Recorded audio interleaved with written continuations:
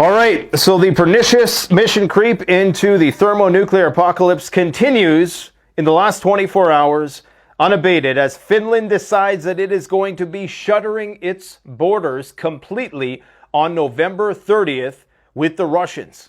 Finland just became a member of NATO, the country that has a bunker for pretty much everybody who lives there, and they're already shutting the borders with Russia. Simultaneous with that, they're running an exercise with NATO that not only simulates a blockade on Kaliningrad, Russia's primary strategic exclave, but also is going to be simulating a embargo or a blockade of the Gulf of Finland, which is another point of access from St. Petersburg.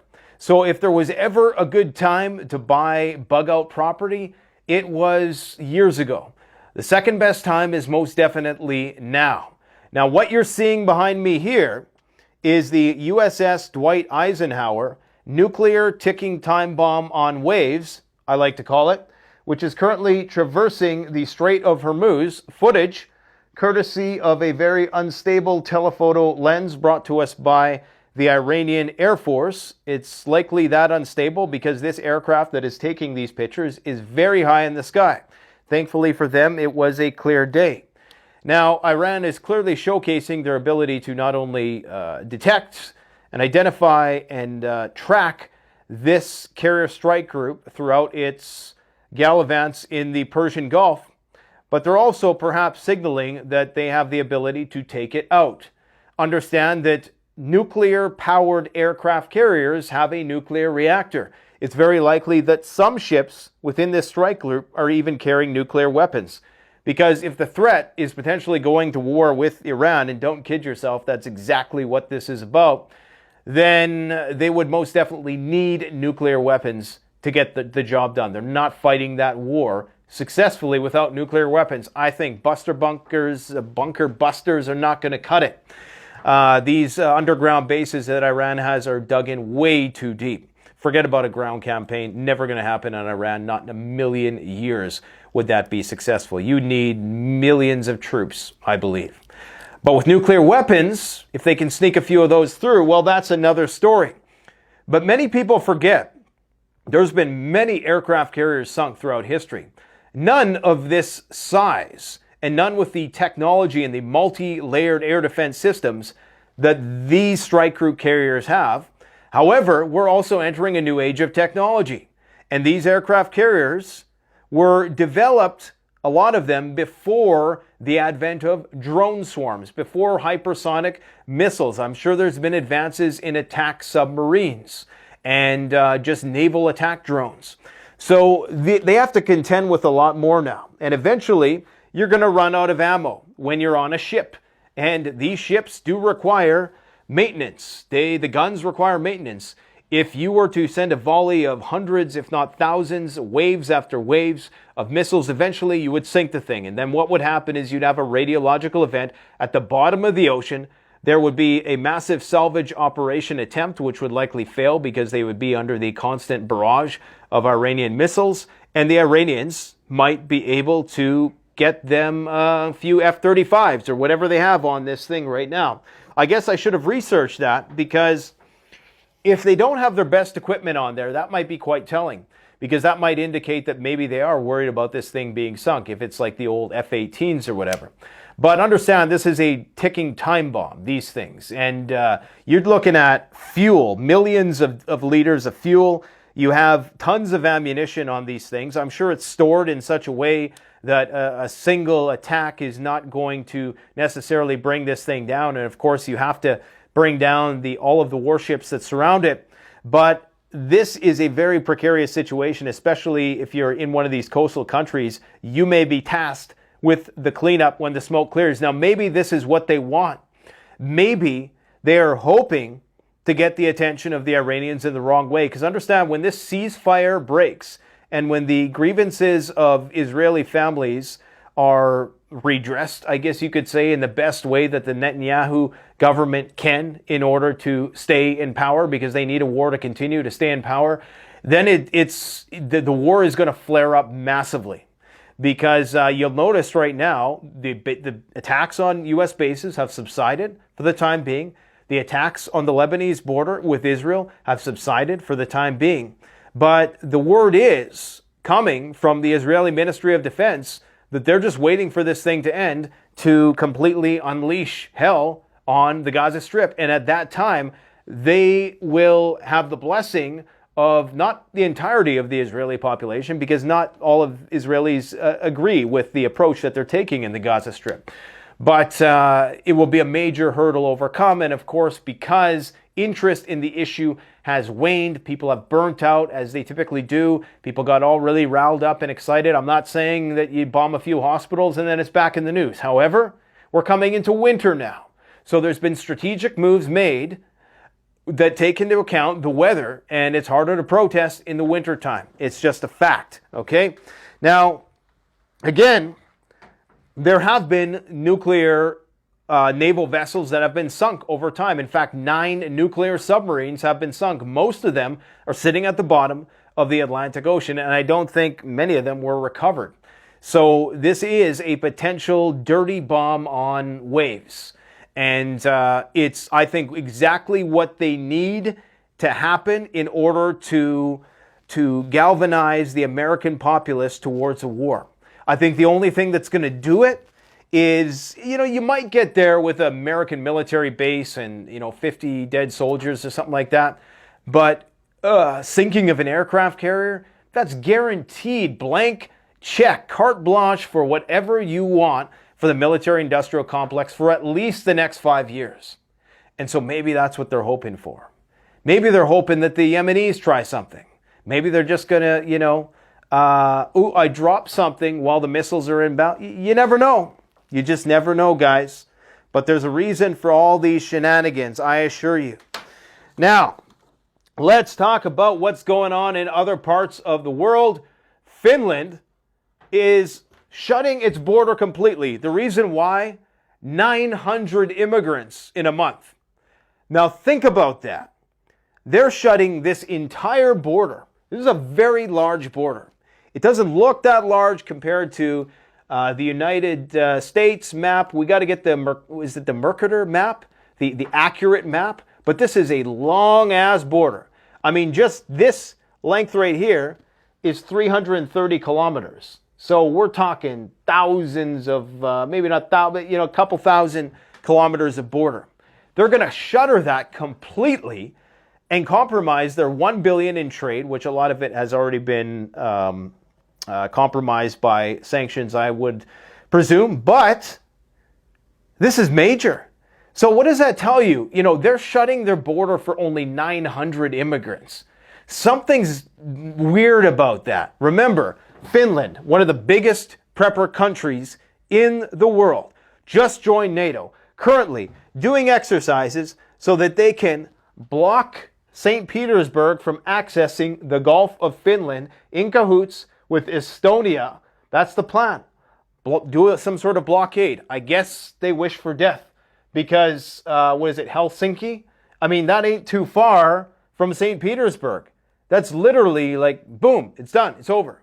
So Helsinki's gone, but they're planning on living out the rest of their days in the bunkers. I don't know. If you're in Finland and you watch the channel, let me know what the thinking is there. I know people talk about World War II and how the Russians kind of, sort of, almost failed, but didn't really entirely fail when they were trying to take Finland. But, is that really a valid comparison, or was it World War I? I can't remember. I'm not a good historian, guys. I'm still learning a lot about geopolitics. But I'm a quick learner. So let me know what the mood is there surrounding all of this border stuff. Something isn't right about closing an entire border for 1,000 immigrants. That just doesn't seem, something seems off about that. It seems very excessive for them to go to that extent. Now, some people are probably thinking, great, cut them off. I mean, especially when you got millions of people coming in through the U.S. border. Why is that permitted and this is viewed as, that's permitted, this is viewed as unacceptable? Now, the Russians, of course, deny that they are trying to create an artificially induced immigrant crisis but it's hard to deny that. I mean, how the hell are they getting all the way up here and keeping warm in the cold and keeping them on buses? It just doesn't make any sense. So either the theory that the Russians are trying to provoke an Iron Curtain of their own, trying to create contempt for Russians abroad and create Russophobia so that Russians don't leave in order to embolden the country from a nationalist point of view and potentially keep would-be soldiers in the country. Or this really is NATO preparing to go to war with the Russians and trying to provoke the Russians. Because the Russians are going to interpret this current exercise that is going on with 5,000 NATO troops as trying to block off Kaliningrad so they have no more warm water access to the Baltic Sea. I'm sure this probably freezes over in winter to some extent, so it's not considered a warm water port, but cut them off from there. That's a big strategic defeat because that gives NATO free rein in the Baltic Sea to potentially supply the Baltic states, which of course are bordering right up against Russia. I mean, they got Peskov Airport right here that Ukraine tried to target. You remember that? Ukraine actually successfully targeted a couple nuclear bombers that were there. And we're all still here to tell the tale. And so from the Russians' point of view, if they think that NATO is fueling Ukraine and they're getting drones all the way into here, these absolutely are probing operations for the inevitable clash of the Baltic states, which will be reinforced by German troops, and there already are, in fact, and the rest of the NATO alliance. But we never really know how committed the United States is to anyone. I think a lot of people in Europe are starting to realize that maybe we actually are the assholes in this thing and just trying to bankrupt Germany, trying to create a divide and conquer strategy in Europe, divide the Russians from the Germans so that, with the whole Nord Stream thing, so that Europe can't industrialize and modernize. I mean, it's already industrialized, but I'm talking about going to the next level. And now they're going to be dependent on the United States. So is this all just a 4D chess move to make Europe dependent on the United States and keep them under the boot heel? Because remember, Germany is still under occupation, guys. Germany, Japan, still under occupation. There's nothing the Japanese want more. And I always say this, and people always forget. The Japanese are, they're honorable people.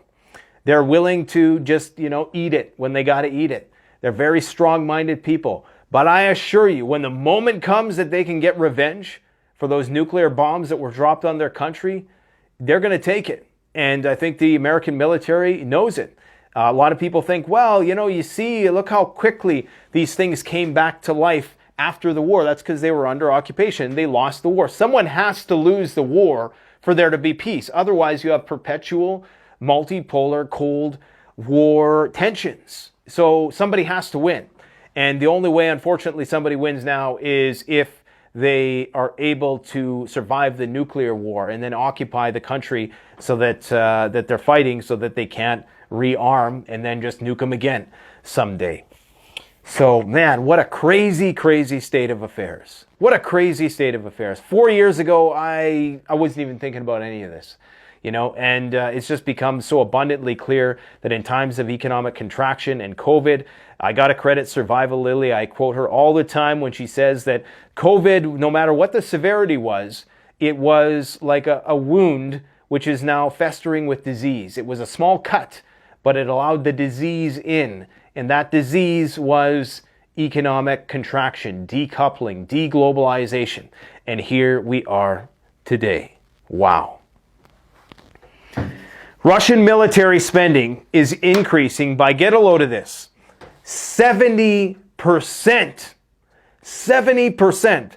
Russian military spending increased last year by like 30%. Now it is going to comprise, I believe, 40% of all Russian government expenditures. We're talking about 391 billion USD. Now that might not sound like a lot to us who's used to feeding the bloated, pork-filled military-industrial complex. That's not a lot of money when you got to pay for those aircraft carriers. But it's a lot of money when you're an authoritarian government, and I'm not saying that there's not war profiteering that goes on there. I'm sure there is. But you know, there's that whole saying, which isn't actually true. You know, the Americans created a pen that could write in outer space, cost them $1 billion. The Russians just used a pencil. It's actually false, but there's some truth to that, right? There's some truth that, you know, when you're really, you know, trying to fight a war and you have the support of your people and you have all the centralized controls that you need, you really can make that $391 billion stretch. And what we're seeing now is that this really is an attritional war. If you can make a drone for $1,000 and send 2,000 of those drones at a aircraft carrier strike group, maybe only 2 or 3 get in. It's likely a lot more are going to get in. You know, what did that cost you? A couple $1 million. Okay, and you possibly sink $1 billion pieces of equipment. So the asymmetrical nature, the hybrid warfare components of this, there are so many dimensions of hybrid warfare in World War III that people have not even considered yet. I went over them in a recent video. We're going to be doing a very high production video that I'm really excited about because it's going to put in perspective, it's not all about nukes. The nukes are the penultimate play. Okay, the ultimate play is, I guess, just sticks and stones. But the penultimate play is nuclear weapons. Before that comes a whole lot of shit. From, you know, blocking canals to, you know, hijacking vessels, blowing up dams, you know, just, you know, asymmetrical style attacks that don't take a lot of effort and resources, but have massive impacts. Now, Elon Musk. Let's just go there. Let's talk about Elon Musk. Okay. I feel bad for Elon Musk. I must say, I feel bad because he's in a predicament. He's trying not to, how can I put this in a way which will be advertiser friendly? He's trying to stay alive. The world is run by gangsters, guys. If you don't realize that, then, you got a lot to learn about life. The world is run by gangsters. You think the mafia is bad? Think about who's in charge, okay? Who has $1 billion in capital under their belt to play with for military purposes. That's the real gangsters that run the world. And you really think, and one of the reasons why I was always, my intuition about any person who had that kind of power to just single-handedly revolutionize the automotive industry and potentially destroy the trillion-dollar petro-industrial complex, my initial thought was always, how is this guy alive? You know, I mean, how are you doing this? You know, yeah, he's got a couple bodyguards, but is that really enough when you're going up against the Saudi empire, when you're going up against, you know, everything? Because ultimately, and yes, it's a long play, but eventually that's going to start digging into their revenues down the road, or at least you would think. Some people think otherwise. Some people think it's just going to be, the energy is going to be rerouted. We're going to build more, you know, petrol-based generators, and we're going to power the cars, plug the cars into those. Who knows? But how is this guy still alive? So Elon's in a very difficult predicament, and here's my concern.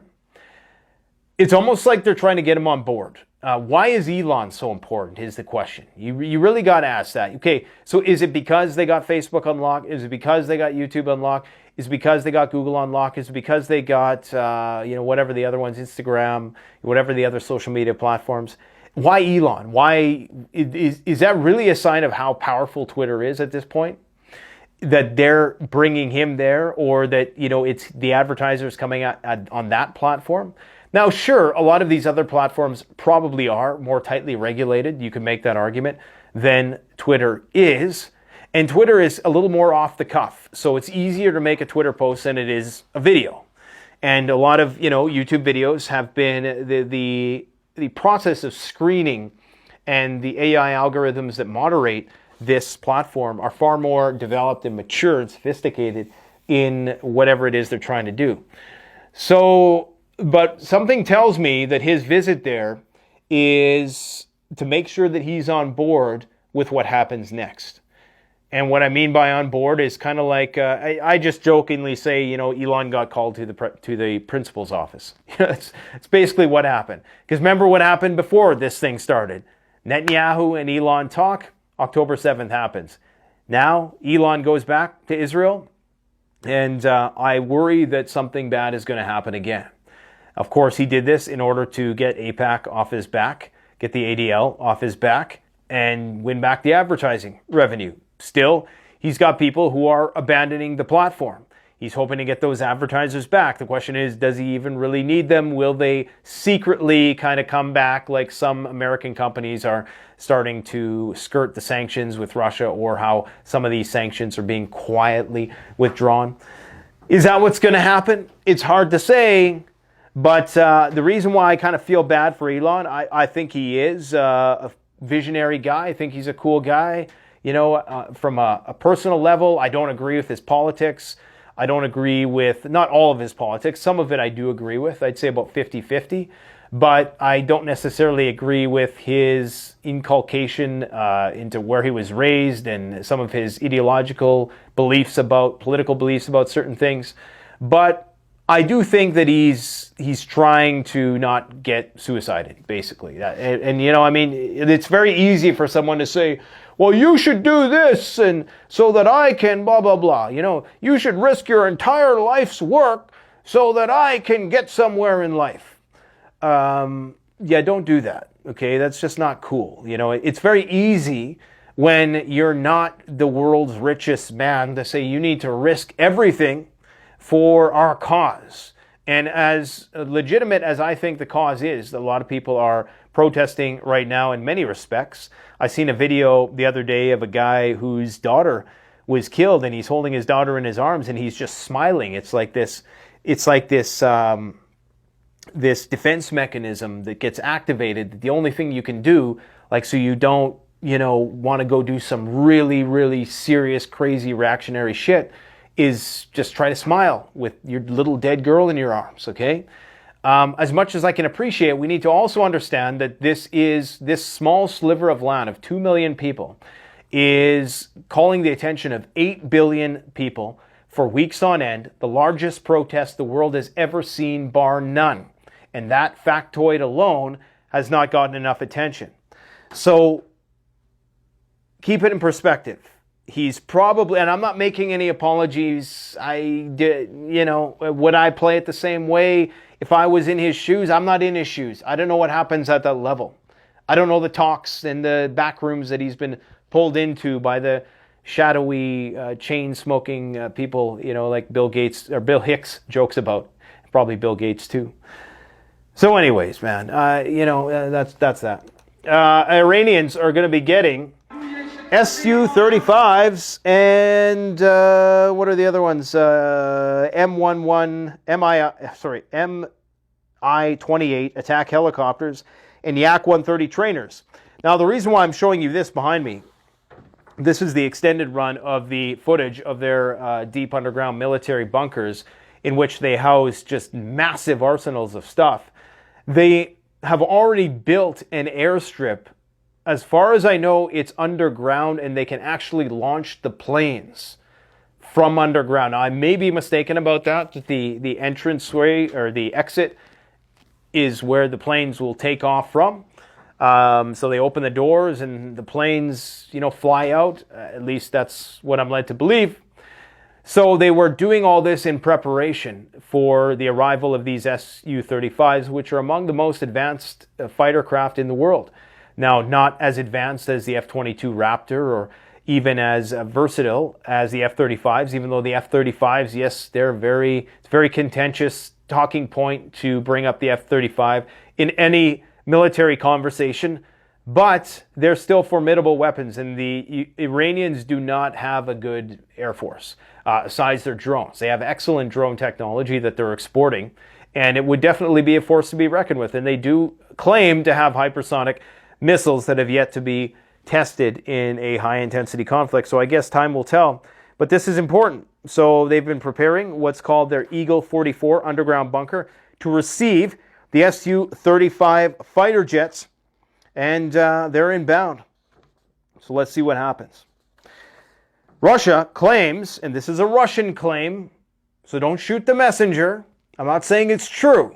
I'm just saying it's probable. This is another dimension of hybrid warfare. They're claiming that the Ukrainians are using bioweapons. Russia claims Ukraine is using biological weapons. They may deliberately contaminate water sources, including drinking water, food, and supplies, and animal feed. Interestingly, the head of the intelligence department in Ukraine's wife recently got poisoned. I didn't really look into the story enough, but apparently there's a lot of internal conflict, I should say, in Ukraine.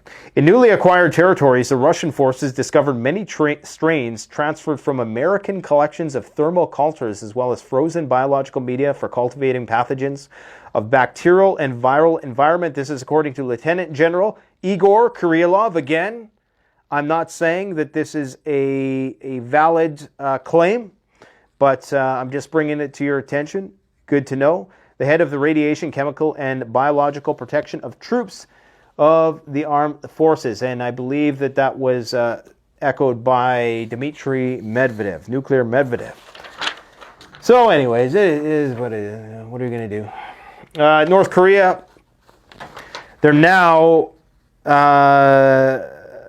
carrying pistols at this border crossing, this iconic place where Trump walked across and shook the hands of Kim Jong-un. While now these border guards are back to carrying pistols, North Korea is forward deploying a lot of combat equipment, and South Korea is now reactivating the DMZ guard post in Goseong in response to North Korea rebuilding guard posts along the DMZ. Now, they've also canceled the no-fly zone over the DMZ. So remember that Kim Jong-un, just a month ago, and I still don't know what the primary reason for this was. Some people suspect that this is a due with preparing for all-out war. But he ordered military food reserves to be restored at all costs. But the interesting thing is that he wanted it to be done a month in advance, almost like in haste, almost as if, concerned that maybe things could go south much sooner, okay? Crimea, as a result of the storm which recently hit Sevastopol, apparently the Kerch Bridge had some defenses along it that were washed away. So the question is Ukraine going to capitalize on this opportunity and try to target the Kerch Bridge once again? Or have enough of the defenses been eroded by the recent storm there for it to matter? Don't know what's going on. China's doing some live fire exercises along the Myanmar border. I don't know enough about Myanmar, but if you do, then you might want to look into it. Apparently, there's been some more shit going down there.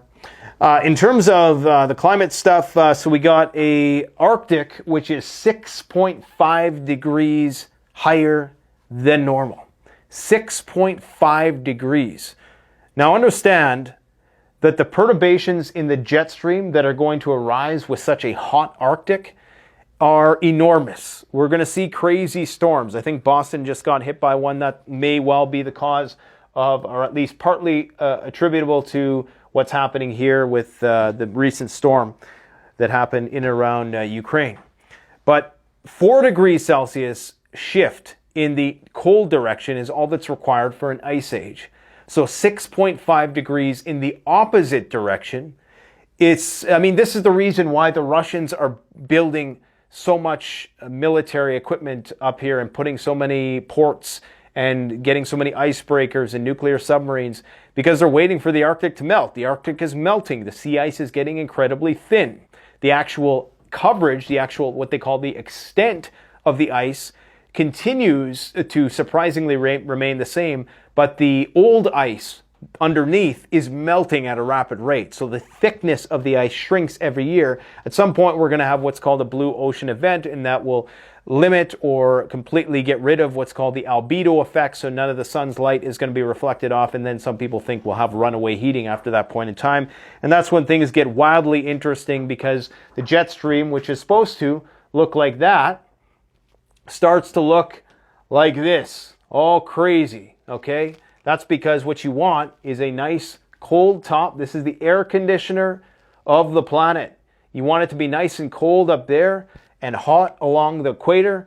That balances out those high and low pressure systems, and it makes a nice wavy sort of jet stream. But if this gets hotter up here and this is still hot here, then the jet stream just turns into chaos. And that's why you had that Texas incident a couple of years ago. That's why we're going to see all kinds of wacky weather. Right now, it is drier than hell up here. There's no snow on the ground, which is insane for coming into December 1st. No snow.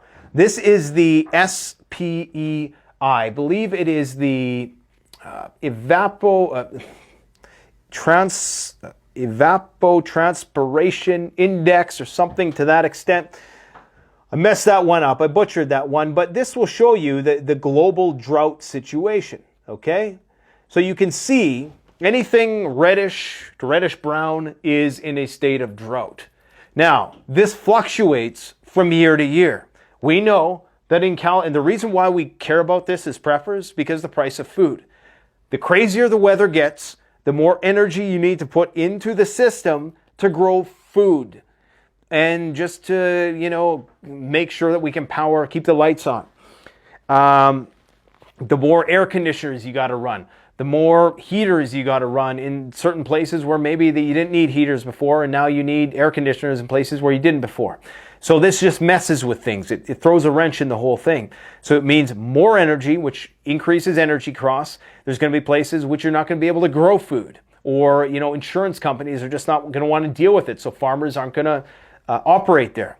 So what we have happening here this year, and this fluctuates wildly. We know that in California, it was drier than hell. There was people who were worried about, whole towns that had to be evacuated because the aquifers ran dry. Then last year we had massive flooding. Okay, just this tsunami of a deluge of rain in a very short period of time. But this is the thing, we get more extreme events. I always say we're entering the age of extremes. That's not limited to politics. That's not limited to conflict. That's climate as well. We're entering the age of extremes because of the jet stream anomaly I just talked about. So anything in reddish brown is insanely dry. Right now in Brazil, it is insanely dry in the rainforest of all places. Very low precipitation. In Canada, this is where the wildfires occurred. Very low precipitation. And now we're only entering El Nino, where it's typically very dry. So we could very well see, if this trend continues, and I'm not saying it's going to, because we could just have a rapid switch in the other direction, okay? We could see floods in BC, like we did in 2020. We've seen, extremely dry, the driest conditions I've ever seen in my life. And then, later that year, we had a deluge. It was wiped out. It was like one of the worst disasters in Canadian history. But up here, you can see dry as hell. We may well see biblical scale fires. We already did last year. 3 times the amount of area was burned last year than the previous record. Okay, so think about that. The previous record was tripled this time around. That's how many smoke days we had. And, people just, the new Oculus Rift is coming out. Grand Theft Auto is going to be out, really? Here's what people do when they got too much fucking time on their hands. This is what they do. I just deleted. Let me see if I can pull it up here. Okay, there it is. There it is. I can't even really show you it because it's probably going to be some stupid. Okay, so this is what they do in Japan, okay? In Japan, as you know, the birth rate is plummeting, okay? As are their standards, apparently. This is what happens when a civilization has too much time on its hands. It ends. It just simply ends. Because, what else is there to do? This is what we have to look forward to. Childless, marrying robots, getting slap therapy, engaging in weird, sadomasochistic robot sex. Who knows what's coming next, man? I mean, who really knows? Chimeras, really the sky's the limit as to how stupid this can get at this point. This is clown world. Here's another clown world for you. Where is the other clown world? Oh, here it is. Okay, so this guy, he's one of the hostages on the Honey Badger ship, the Houthi ship. And the Houthis who hijacked this vessel, they took it to their port, And they're having a party on this ship night after night. And this is one of the hostages. He's got his phone, so you know they don't give a rip about like security or anything. These guys are just having a good old time. They're chewing cat, which is like a stimulant that you chew. They're singing, they're smoking shisha. I mean, you know, this is just weird, man. It's just weird. And remember, these are the people that barter with bullets. You can walk into a store and buy things with bullets. We got to do a case study, an in-depth case study on the Houthis, man, because whether you agree with their politics or not, they're a fascinating people from a preparedness perspective. There is no denying that. Yeah, in Buffalo, there was some major snow stuff. So get your snow gear, guys. You can still get 10% off at CanadianPreparedness.com. Get your winter gear. Get a propane heater in your car. Remember what happened last year when people were trapped in their cars and they froze to death? I mean, freezing to death has to be on par with like drowning or burning on fire. I mean, I couldn't imagine it. But yeah, make sure you have a little propane heater in your car. That's all it takes to potentially save your life. If you can endure a storm like that for 12 to 24 hours, I'm not saying that, of course, with preppers, we're always prepared for the end of the world, but in the very least, that's better than nothing. And you can ration that. You can turn it on. You can slow it down. And we have ones that are small that you can fit in your car. I'll post links in the description. Or you can get bigger ones for ice fishing or outdoor activities and things of that nature. All right. What else we got here? Russia is testing out its Bastion what is it called? Anti-naval missiles. I had a video to show you about that, but I think we're going to skip that one today just because this is going on a little long. As for the thing in China, the reason why I don't talk about it and the reason why I don't get excited about these things is I'm not saying it's not going to be a thing, but it's very, very unlikely that we are going to see any more lockdown level controls put in place. It would take something on the scale of bird flu or, you know, maybe some new swine flu variant, or it'd have to be something new because I don't think people are going to be going for this, and it's just not going to happen. Now, however, what did somewhat pique my interest in this, and I'm sure it's piqued Pfizer's interest as well, is the fact that it's affecting children, okay? And so I'm not sure if it's just children or if it's younger people in general, but if it's something that is attacking children now, and maybe, you know, you got to understand that the virus that was going around for the last few years, I'm no virologist, but when you've gotten rid of all the old people, or when you've ran through that part of the population, and we knew that kids weren't really seriously impacted by it, at least on the whole, and let's not even go there because it's a huge debate unto itself. We're not going there. I'm sick and tired of talking about it. I'm not talking about any sort of contagion until we have at least north of a 2% kill rate, that is, okay? Then I'm going to get in and upper. Even a 1% across the map kill rate is pretty serious when you think about it, because then that also includes maybe 10 to 20% of the people that get deathly ill but don't die. And then you get maybe another 25% that are very ill, but it's not deathly and they don't have to be hospitalized. And then you have your people who maybe aren't even really fazed by it. But like a 1% across the map, across all age brackets, that's actually pretty scary. That's 70 million people on the planet, 80 million people now. So, you know, if it were to happen, then yeah, I would be mildly concerned. So maybe I'll scale that back. I'll say 1% kill rate across the map. I'll give it a second look. But this, I don't know. It's hard to say, though, because we are in the age. Also, we need to understand, and I'm not saying that's what this is, we're in the stage of World War III and hybrid warfare.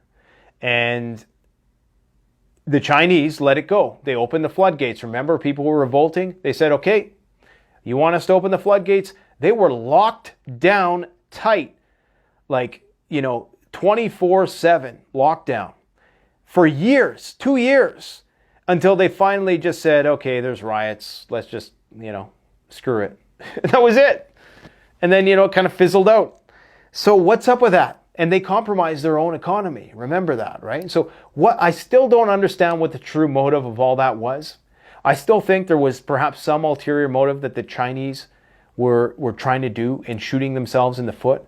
Maybe it's just part of their culture that they're very averse to biological contagions. But, and you know, wearing masks is a pretty culturally appropriate thing there, which is why they took to the masks very easily. They were already wearing masks from the pollution days of old.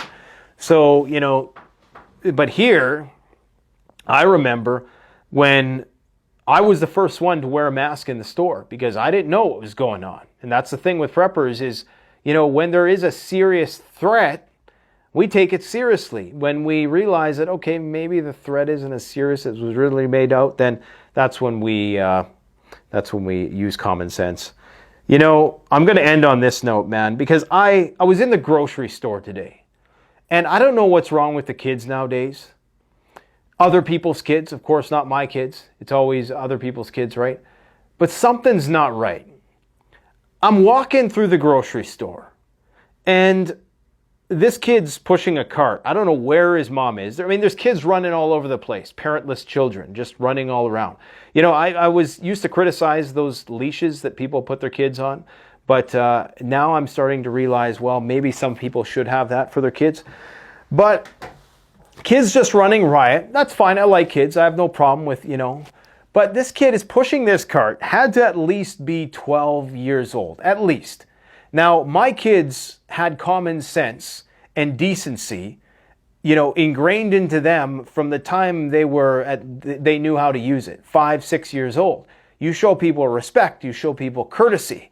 This kid is coming out of an aisle. I'm walking this way, okay, so we're perpendicular, right? And I see him, like typically, you know, when you're walking and you don't have a cart, I presume you have the right of way. In this situation, it was one of those situations where I kind of had the right of way. Now, understandably, the kid doesn't have his license yet. He's 12 years old. But he just runs into me and he sees me. We make eye contact, right? And I'm like, you're going to run into me. And he just keeps coming. And he runs in me. And then I stop and I say, you know, watch where you're going. And then he just like, he's looking dead ahead like some zombie. And he's just like, And this kid wasn't like, you know, I'm pretty sure he wasn't autistic. He didn't have any like, you know, mental health conditions. I'm pretty good at detecting that because I used to work in that line of work. This is just kid with iPad brain who has been let out into the world for half an hour with his mother and has been given this freedom to push this device around into people. I mean, you know, I understand it's just a small thing and I'm not losing sleep over this, but it just, you know, because I've had so many instances like that with people nowadays where it's just like, you know, what's going on? Like you have zero common sense, zero decency whatsoever. I mean, we are finished as a society. It's over. I just go to the pods hotels in Japan, get yourself some slap therapy, get yourself a nice tiny home in the suburbs that they're building these mass tiny home divisions now. And, you know, you're probably going to have your VR room. What do they call it? The holodeck room or something like that. And just order, skip the dishes, and just don't leave the house ever again. Okay? And just do us all a favor. And for the rest of y'all, keep on prepping, baby. Because the shit hit the fan is getting close. Day by day, we get closer and closer. I know it's incremental. It's much more long-winded than Hollywood has taught us it would be. But it's coming, man. It is coming. Something big is coming. And you can tell by the price of gold just slowly creeping up. Just slowly going over 2,000, over 2,020, over 2,040. Maybe it's going to pull back a little bit. Something's going on, guys. Just stay ready. Thanks for watching. Canadian Prepper out.